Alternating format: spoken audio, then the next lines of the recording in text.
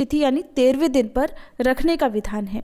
और जो भी भक्त प्रदोष व्रत रखते हैं, पूजा उपासना करते हैं, उन पर भोलेनाथ की विशेष कृपा होती है। इस बार त्रयोदशी तिथि 12 जून शुक्रवार शाम 7:37 से शुरू होगी और 13 जून शनिवार को शाम 4:08 पर समाप्त होगी।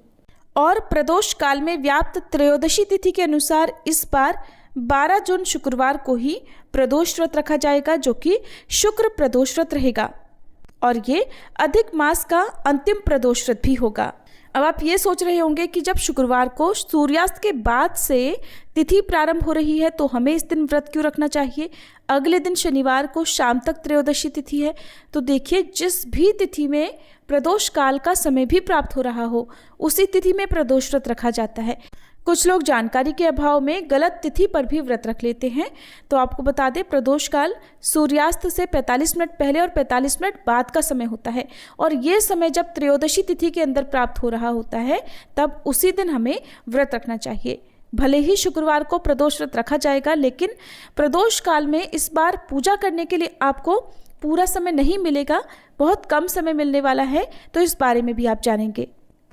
12 जून शुक्रवार को ब्रह्म मुहूर्त सुबह 4:08 से 4:56 तक रहेगा। सूर्योदय होगा सुबह 5:44 पर। सूर्यास्त शाम 7:08 पर होगा।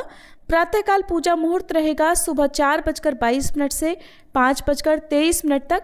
इस दिन सर्वार्थ सिद्धि योग बन रहा है, जो कि सुबह 5:23 से लेकर 6:28 तक ही रहेगा।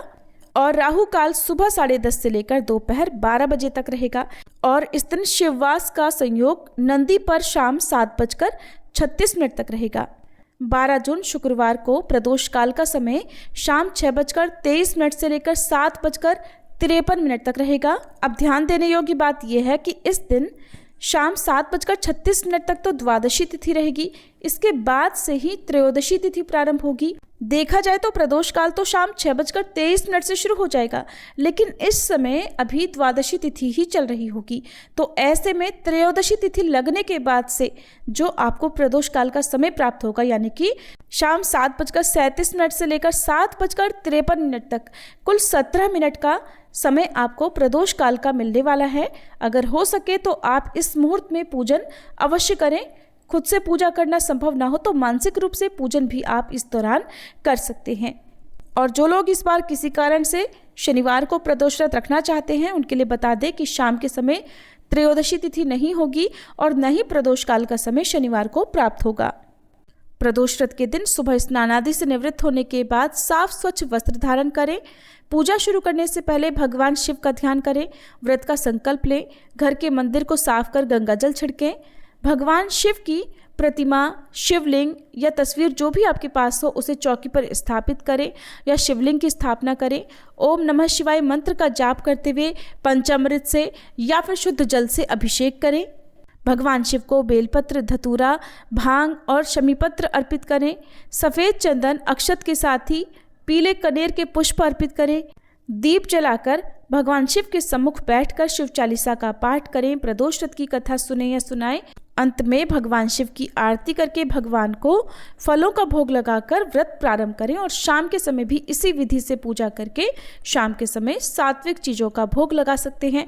आज के दिन प्रदोष व्रत में आप भगवान को चूरमे का भोग या खीर का भोग लगाकर प्रसाद रूप में परिवारजनों में बांटकर स्वयं भी ग्रहण कर सकते हैं। बहुत से लोग इस व्रत में अन्न ग्रहण नहीं करते हैं, तो ऐसे में आप केवल फलों का, जैसे आलू, लौकी, कुटू आदि का फलाहार बनाकर उसे भगवान को पहले भोग लगाकर फिर स्वयं ग्रहण कर सकते हैं। भूलकर भी इस दिन तामसिक चीज़ों का सेवन ना करें, नाखून बाल इत्यादि ना काटें, किसी की निंदा ना करें, ऐसा कोई कार्य ना करें जिससे कि आपका व्रत खंडित हो जाए। जिन लोगों के दाम्पत्य जीवन में बहुत ज़्यादा परेशानियां चल रही हों, उन्हें सच्चे मन से शुक्र प्रदोष व्रत रखने से उनके जीवन में मधुरता आती है, दाम्पत्य जीवन मधुर बनता है। तो ये थी आज की वीडियो। इस दिन हमारे चैनल पर आप कथा भी जरूर सुनिएगा।